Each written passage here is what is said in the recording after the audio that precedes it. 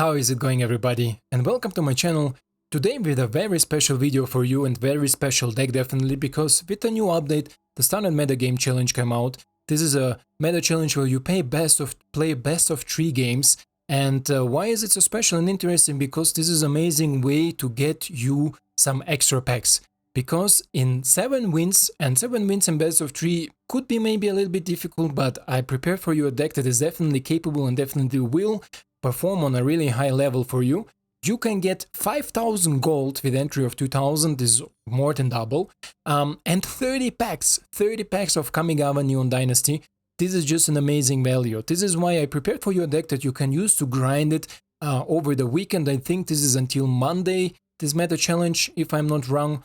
You have only one attempt, right? You can only play once, so if you lose somewhere, and I mean, if you get already, let's say 3 wins or 2 wins, 2 wins is already okay, you get 1,500 gold, so you lost maybe 500 gold and get 1 pack back. With 3, you get already 3 free packs and your gold back, right? And so on and so on and so on. With 5, you get 3,000 gold, 10 packs. So this is just amazing, and I prepared for you a deck for the best of 3, of course, because you play here in best of 3, and I try to explain it to you as good as possible, so even if you are never played best of 3, you can try to run this list. And this list is also, let's say, without big changes, so if you say I'm scared to sideboard, I don't want to sideboard so much, this deck will perform also without really big sideboards. And this is this one. The best got better. I actually prepared it before for you just as a representation, and now when the meta challenge come out, I thought, okay, I will adapt it to the best of 3 much more, and also we're gonna go and play first best of 3 that you see the sideboards and the explanations there what I used. So this is basically one of the most successful decks that I have. This is the Jund deck that just got much better with Kamigawa Neon Dynasty. Why? Because we have not only the additions of our super dragons that have instant value if they are dying, but we also have some cards that give us the way, because this Jund deck was a pure mid-range deck, and now with Reckoner Bankbuster and with our Gloomshrieker, this deck is capable to take it with any control deck. Any control deck, doesn't matter what you're playing, because also Storm the Festival, these cards are just outvalue any other value decks, and this is just such a sleeper, such an amazing deck, such an amazing color combination in Jund, because we have so many tools almost for everything. We are gonna shortly go through in a game breakdown at the end of the video. If you're interested, I will show you different versions with different additions. If you're missing some wildcards for it, how you can replace it. But I also will make a little bit more detailed breakdown on the sideboard, right? So you can jump in if you wanna say, okay, let me see what is there for the sideboard. I will do it in a best of 3 gameplay right straight after this intro. We go into best of 3, and at the end in the breakdown I will talk a little bit more detail specific about the sideboarding. So yeah, only thing that I want to mention here is our mana base got a little bit more complicated compared to the other Jund deck, but you see maybe what I did here. Basically I put all the pathways that contain green 4 off, and the rest I put at 2. You see 2, 2, 2, 2. Here we have 4 of green red and 4 of green black, so Golgari and Gruul. The basics completely gone except the forest, because this deck will not function without forest. Very important. Never keep a hand if you don't have a green source. Never keep a hand. If you have green and nothing else, no black, no red, keep it, because if you have Sentinel and Prospect Innkeeper, it's already enough. Reckoner will draw you cards, you will draw your lands, don't worry. We have Magda Mauling as a black source also to fix a little bit of black if we need some black sources by turn 3, for example. But here you see each of the legendary land. The new cards are, of course, our dragons, really impactful cards, especially with the Storm the Festival, because they are all 5 or under 5 mana. So just imagine what happens if you put these bad boys on the board with Storm the Festival. This is just crazy. And Gloomshrieker, I will talk about this card a lot in the breakdown. One of the best cards, I think, in this set, where people don't even realize it, because oh boy, this card does so much, especially in our sideboard. We have Binding of the Old Gods. You know how it feels if on turn 6 you can double Binding of the Old Gods. So you play Binding of the Old Gods, it sacrifices itself, so you bring it back with Shrike and play it again to remove anything, like any enchantment, any vehicle, any artifact. Just amazing synergy here. But I will talk about it, as I said, much more later. I don't want to hold you off. We have 6 removals, Bloodshed Thirst and Infernal Grasp. As I said before, I think mid-range needs minimum 6 removal. Mauling, Thirst and Infernal Grasp are our 6 removals. Sentinel Magda, amazing opening. In Innkeeper Sentinel, amazing opening. Reckoner, amazing card. I will talk about it also a lot in the gameplay parts. And the rest is, I think, pretty common, pretty known from my Junt deck that is so successful. And currently, I think this Junt deck runs for me. I need to check Untap, but I think it's like 32-4. So I win 32 games and I lost 4 games with my previous Junt deck. With this Junt deck, I'm currently, I think, at 9-1. So this deck is also just amazing in performance, but this is especially built for you for the Standard Metagame Challenge, so you can grind his packs, grind his gold, and maybe have some success over the weekend with it. If you're looking for something to play that people are literally definitely sleeping on it, forget Orzo, forget Mono Black, forget Mono White, this is a deck that you can grind this tournament. Otherwise, guys, as I said, I will talk much more about it in a breakdown while the gameplay, so let's jump straight into the best of 3 queue and see how it performs there. So, here we are in our best of 3 game. I already played some best of 3 game just to prepare this deck for you. And who is not familiar with the best of 3, let me know down in the comments. I will explain to you better, because this is the format you play in this Standard Meta Challenge, where you can get all these huge wins. So, of course, we're gonna play first. There is no reason to not to. And this is a good hand. A good starting hand. We have all the mana sources. We have green, we have red, we have black. We need double green for Akura, but there is where the treasures will help us fix it. And my kitty joined me today here. So let's play you, let's play Innkeeper. This allows us to play turn 3 Chariot, but we will see if opponent keeps up maybe some stuff like Javari Disruption. And I think he does. This is why we're gonna play you and Stormless Seeker. Just to play around Javari Disruption. Maybe opponent has also something like Fading Hope. Oh, Dragon's Fire. Okay, so it's most likely easy dragons. That's okay. Let's see if he has Literation to follow up with on this turn to has his next land draw. Ah, here's Javari Disruption. You see, we played perfectly around Javari Disruption, and again play around Javari Disruption with Stormseeker, but this time at night. So this time opponent needs to reveal a dragon if he wants to kill it.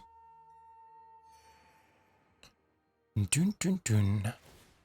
Let's go in. This is 6 damage, because at night we get Trample and +2/+0. So opponent should do something against it before he's ramping here, or try to go get here to his dragon. To his Goldspan dragon. Okay, opponent had enough. Most certainly, 95% this is an Izzet dragon build. This is why, what do we put in against Izzet? This is definitely Soul Shatter is a good target for the dragons. Then Bloodshift Thirst could be good against the Egg. Grasp. Question is, do we put in Grasp? No, I think I'm fine with this. This is a small change, but I think really impactful change. Soul Shatter in for the Gloomshrieker. Gloomshrieker is amazing against really heavy removal deck. Izzet is not a super heavy removal deck. They're just trying to buy time early on in the early game to then take over the game with Goldspan Dragon and other big spells, or Hull Breakers, right? This is where Soul Shatter is really good. Opponent most likely will also sideboard 2 or 3 eggs at least to just take out the early aggression through my cheap creatures. This is why Infernal Grasp and Bloodshot Thirst stays in the deck. Theoretically, theoretically Upbraid would also not be the worst, but I think Upbraid shines much more against artifact heavier decks. Like Mirror matchup, for example, is good. Because 3 damage can kill the most early plays, but also like Alana and Elena can be killed, and Destroy Artifact can kill Chariot. So against Mirror matchup, Upbraid is much better. Here, 2 Soul Shatter in, 2 of the Gloomshrieker out, and we are good to go. Also, Gloomshrieker dies to Cinderclasm and stuff like this if opponents start running it, and I don't want to pay 3 mana to just Cinderclasm it. So opponent gonna go first. What do we think about this hand? We don't have red, and we have also no early play, so this is a bad hand to keep. Here we have all the colors we need. We have also some early ramp, so this is a keep for me. And what do we take away?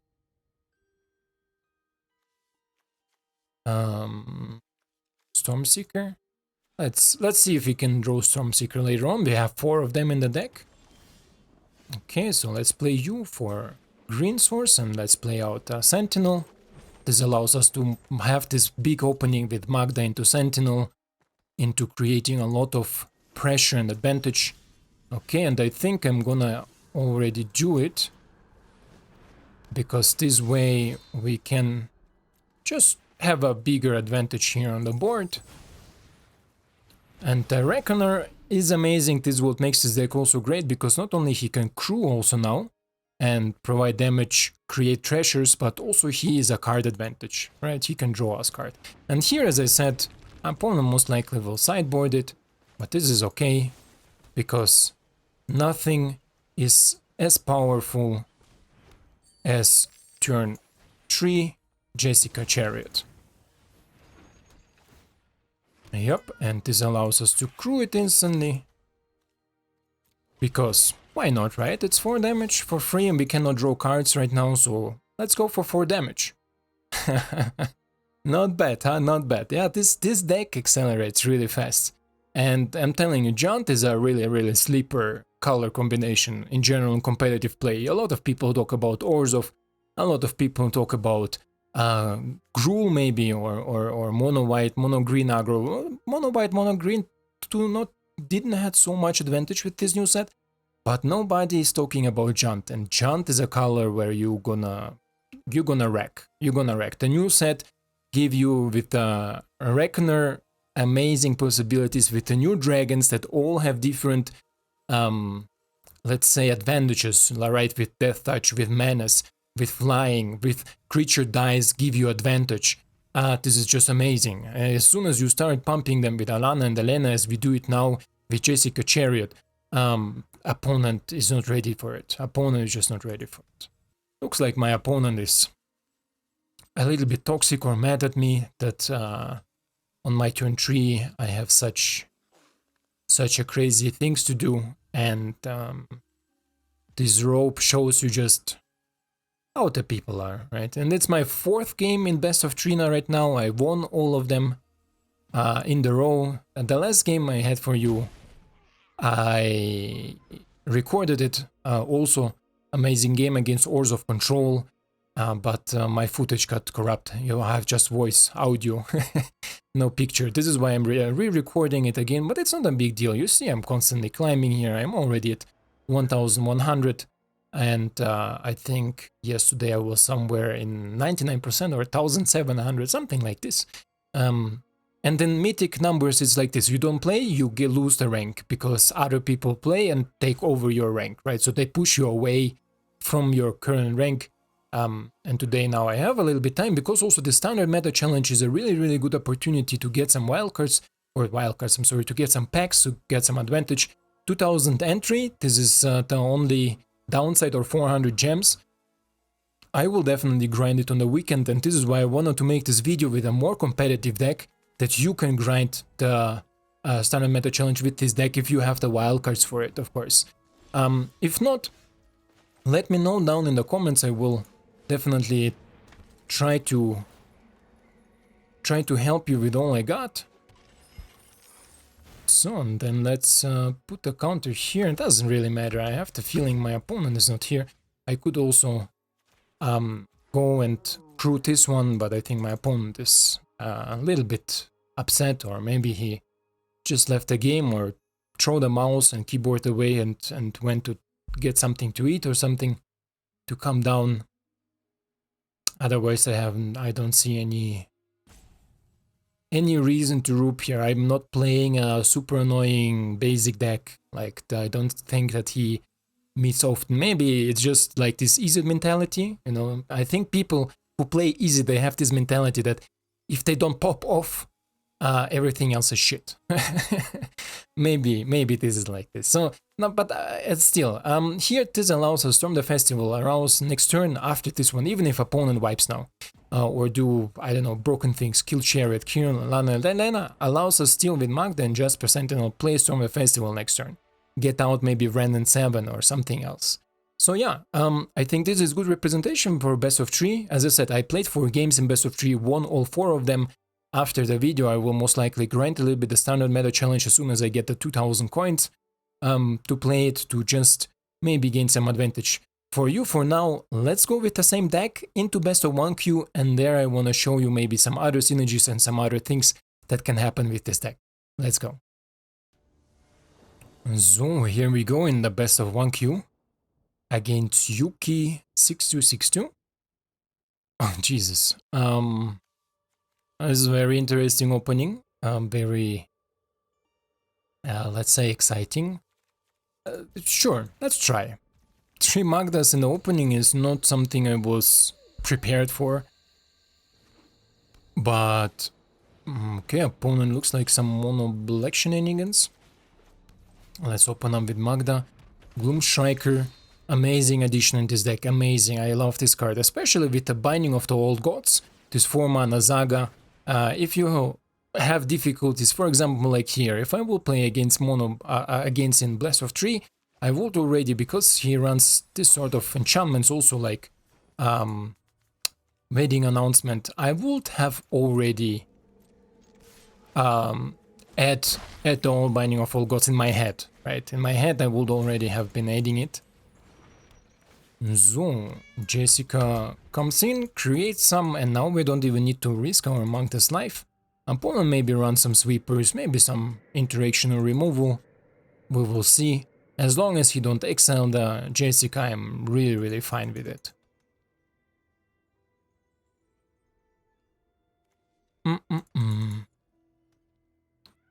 And for now, opponent is pure Orzhov, right? Orzhov is really popular, but this list has no issue against Orzhov. Orzhov control is gone. Orzhov mid-range can be sometimes problematic, but they have a big weakness are the flyers. And as long as they don't... As long as you can return something for mana 2 or less, you have nothing in your board for 2 or less. Okay. Oh, this is a great draw. This is actually a really good draw. Amazing draw.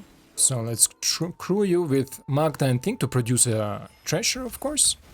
Then we're gonna give it haste and we go all in. Create another token. Opponent could run Min Hook, so it will be maybe like thinking to copy the treasures, because currently we are lacking a little bit on mana, so we are not drawing the lands. But I'm not scared about the mid-hook because, as I said, Gloomshrieker not only can help crew the Jessica Chariot, also take out Stormseeker from the graveyard. Just an amazing addition. I love it. I love it in this deck. And I tried a lot of multiple. I will show you in the game breakdown. I have 2 versions of this deck. Here's a mid-hook for 2, so he is not even getting rid of Stormseeker, and this is just great. Just great. And here we have another land. Do we go for red or for black? I think for red, right? Because this one produces red and black. That doesn't really matter. Doesn't really matter what we play. I can even play Kura. He doesn't run Blood in the Snow. He runs maybe some other shenanigans. I can play you, but I don't really want to play you, right?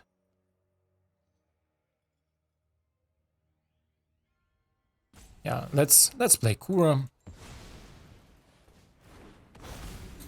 And now we can... Does it matter? Not really, right? It just helps me with... It just helps me if the opponent has another board wipe or another removal, right? It's the number 1. Number 2, this is a flying threat that he cannot block. This is basically, or was my thinking for this approach. Okay, borrow time, sure. Borrow time on Kura most likely, yeah. And Katilda, okay. Katilda is annoying.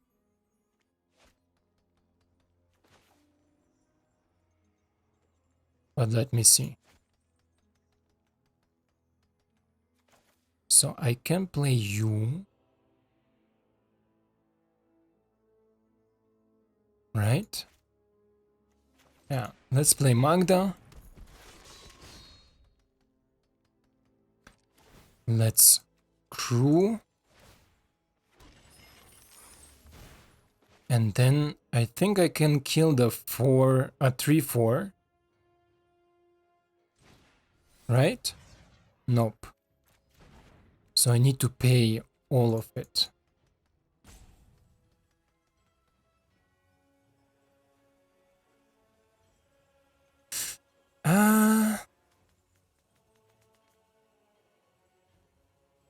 Let me think. He will block with Katilda. Right? When he blocks with Katilda, I kill this one. If I kill this one, Katilda dies too. I think this is the play. I'm not even sure if you're gonna block with Katilda because it's 5/4.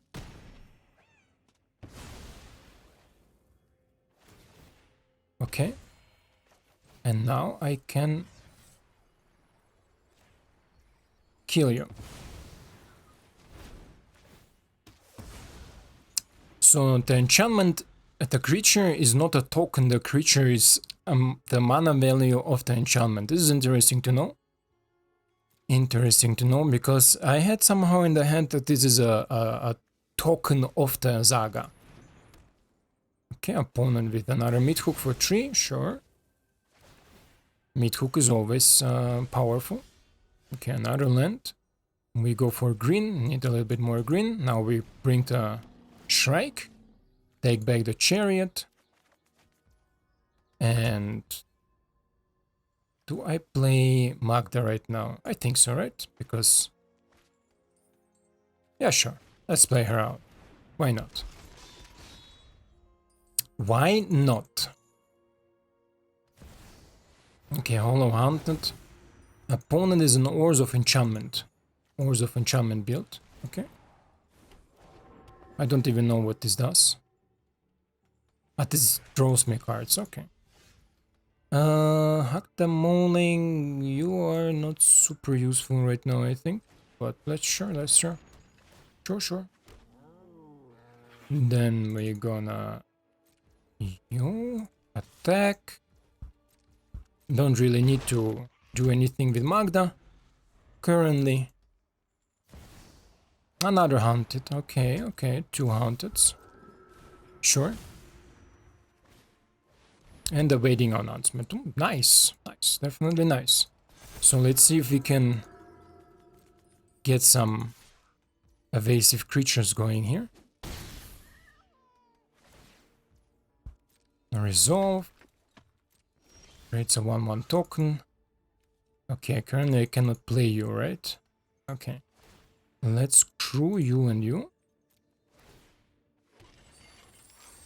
Then let's go with you, you, and you. We create another token here. Next. Opponent blocks 1. Opponent blocks 2. A double block. Okay. Then we're gonna remove one of them. The question is which one? I think this one. Auto pay. Reduce of all of them to 3. Then this dies. A pretty good trade, I think. Or pretty good attack. Only the Mythic is a little bit annoying, but the opponent is left with a 1/1. Next turn we're gonna see, okay, Katilda Rising, sure, create another 2. You have something else for 2 mana? Oh, Jesus, nice. This is really impressive here. Good game. This is a good game. Yeah, I don't even know where I went wrong. where I played wrong. I mean, maybe it was wrong to start with 3 Magdas in the hand. Here we definitely just didn't close the game soon enough, right? But it's okay. That's how it is. Let's go in our next game. Let's see how it will go there. Exactly 1000. Nice. So here we are with our third game, most likely last game. Brouhaha. Brouhaha. We go first. This is actually nice, but we don't have red mana, right? This is always such a thing. Going first without something we don't have. So I'm thinking going mauling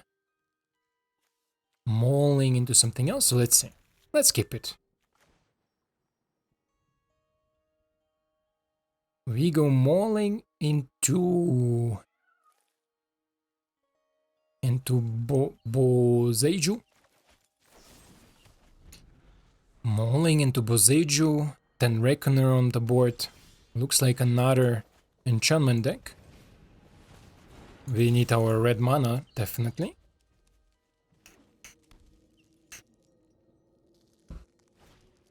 Yep, another enchantment deck. Okay, here we have our red mana. Let's see if we can pop from here. If opponent has enough borrowed times.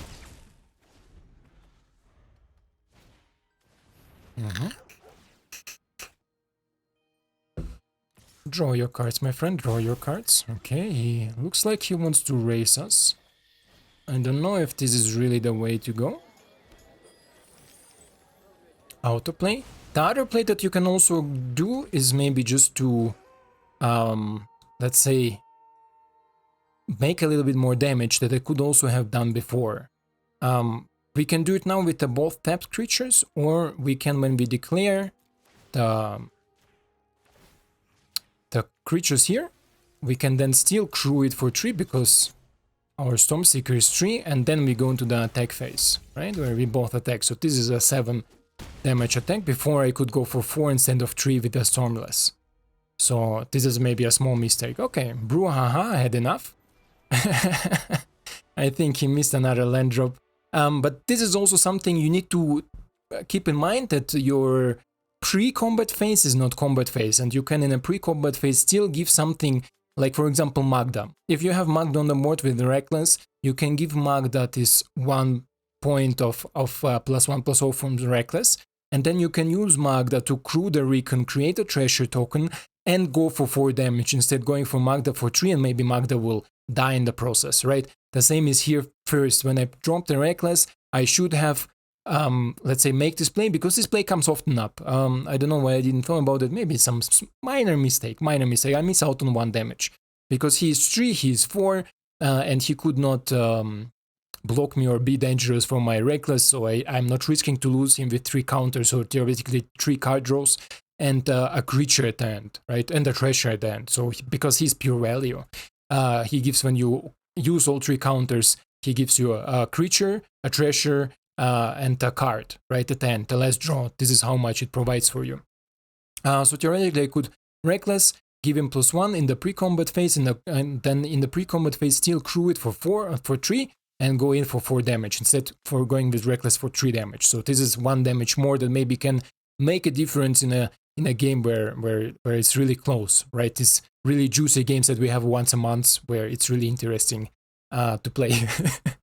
No, joking. Anyway, let's go to the breakdown. I will show you there maybe some additions to this deck. So for example, if you don't have some wild cards here and there, or you look maybe for some alternatives, I will show you here, but also I will break down a little bit the sideboard for the best of 3 for your standard metagame challenge, where you can get the 30 packs out of it. So let's go there. And yeah, I mean, you saw, I think, a lot of synergies. The things that you didn't saw that I also want to point out, let's close the sideboard a little bit. You see this deck I cannot craft because there are some cards that I'm not owning, but maybe you have them and you can replace some cards here. We will talk a little bit about this, and then we go to the deck that I was playing in the best of 3, and I will explain there a little bit something to the sideboards. So this is basically the version. What you didn't saw is our weakness. We don't have a lot of basics. You see, maybe we have The only basic is the forest because we need to have a forest. This deck functions only if you have green mana. You can start without red, you can start without black because everything else can fix our, like Sentinel with Innkeeper alone in your opening hand. For example, you have only green mana and you have Sentinel and Innkeeper in your hand.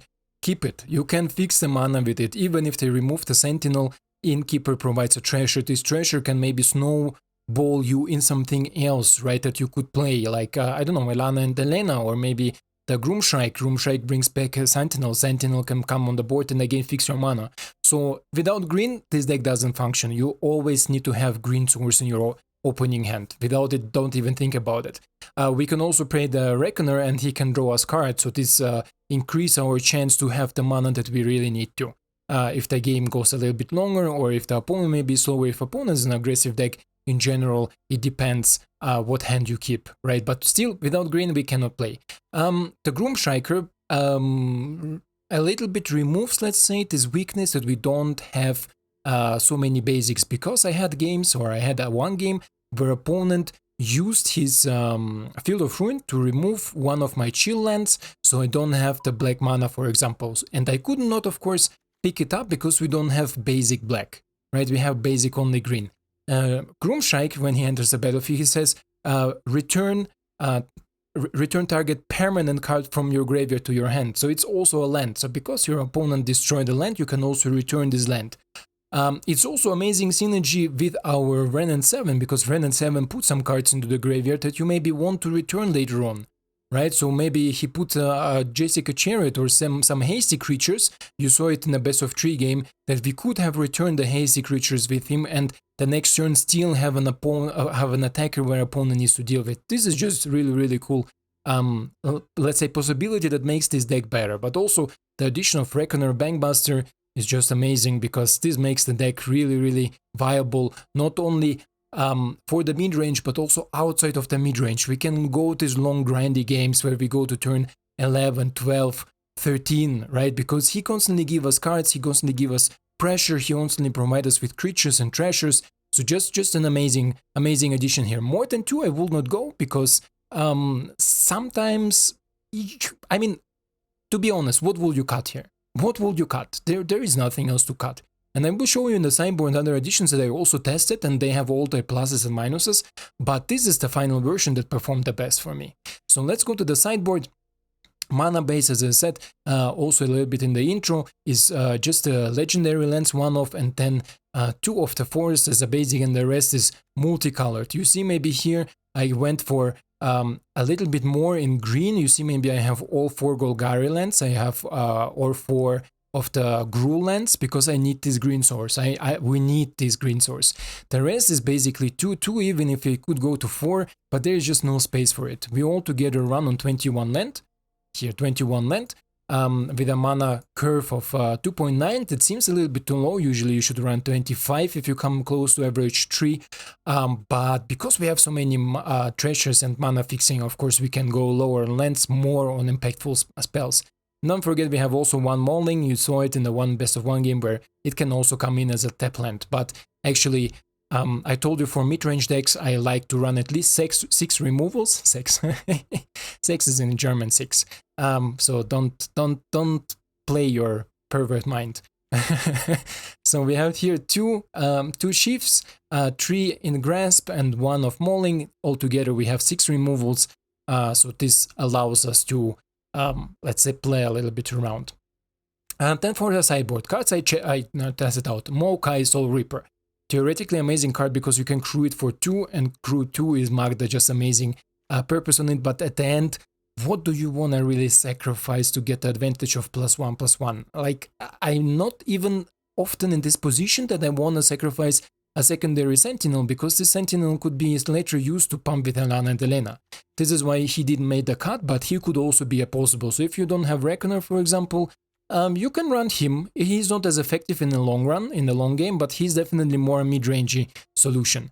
Then Soul Shatter, you saw it in my sideboard deck.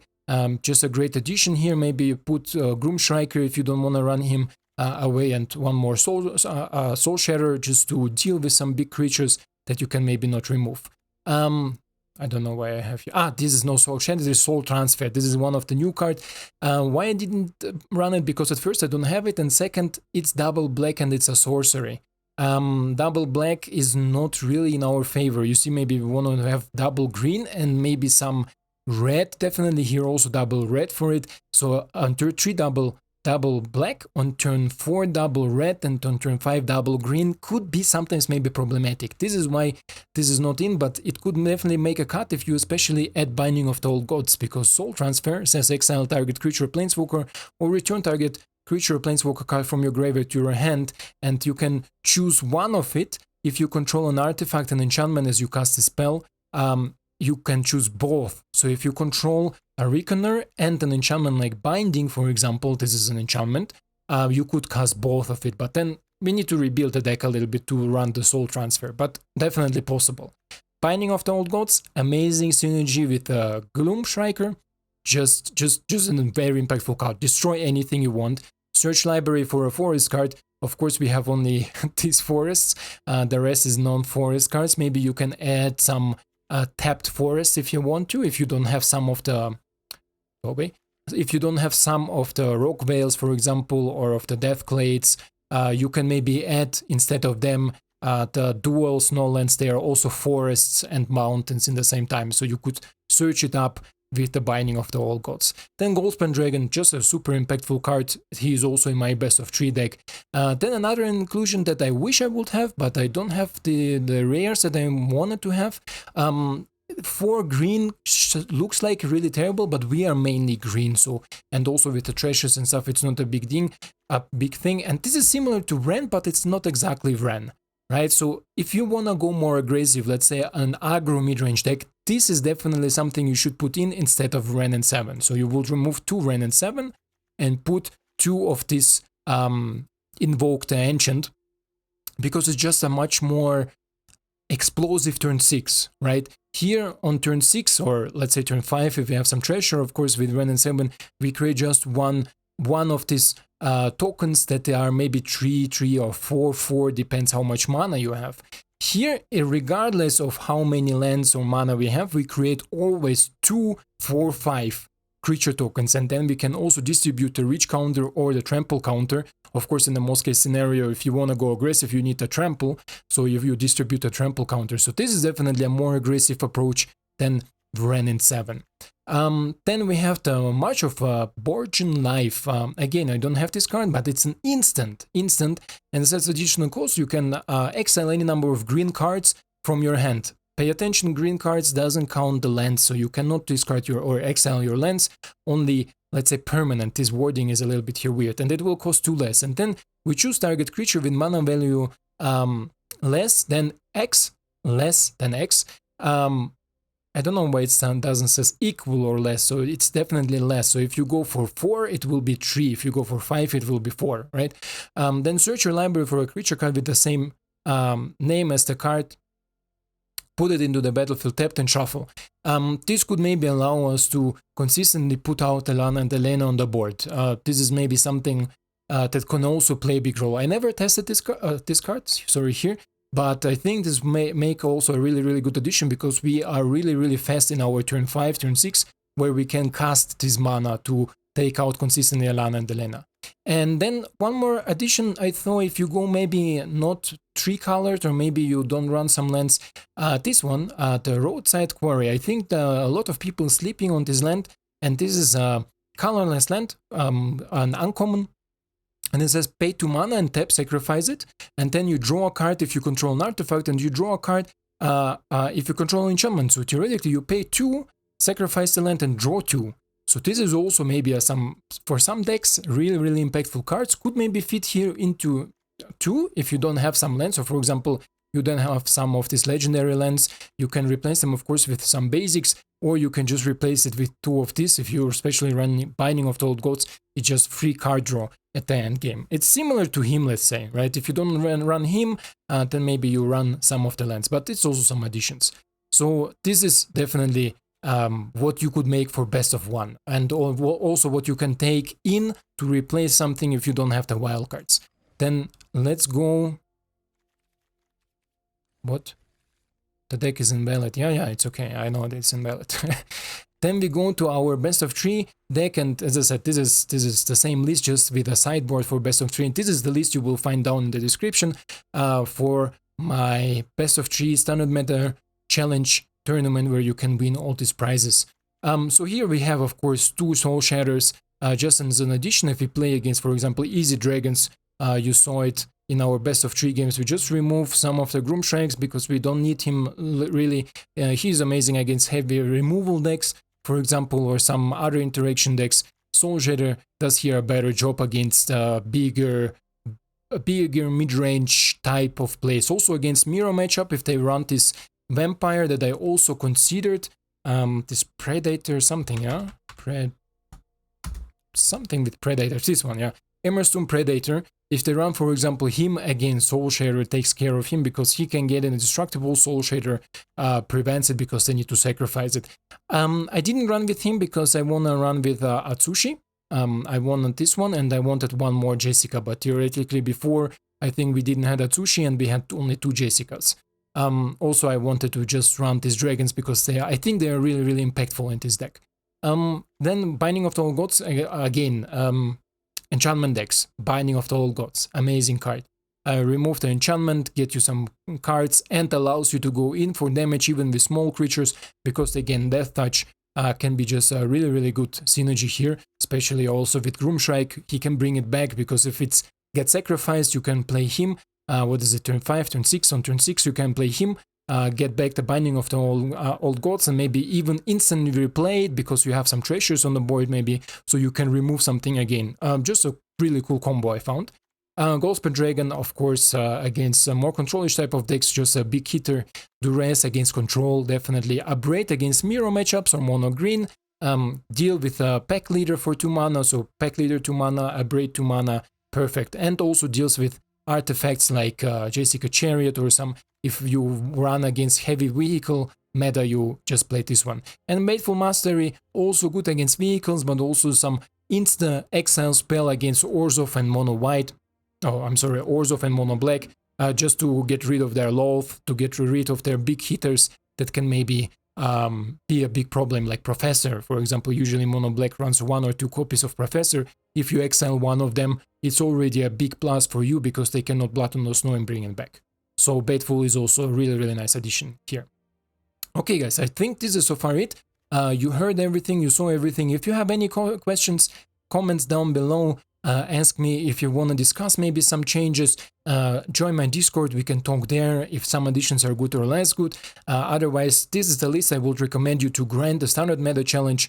This is what I will use to grind Standard Meta Challenge over the weekend. I hope you will get some success with it. As I said, 30 packs is amazing impact, I think, on this set. Otherwise, guys, thank you for your time. I hope you enjoyed, and I see you in the next one.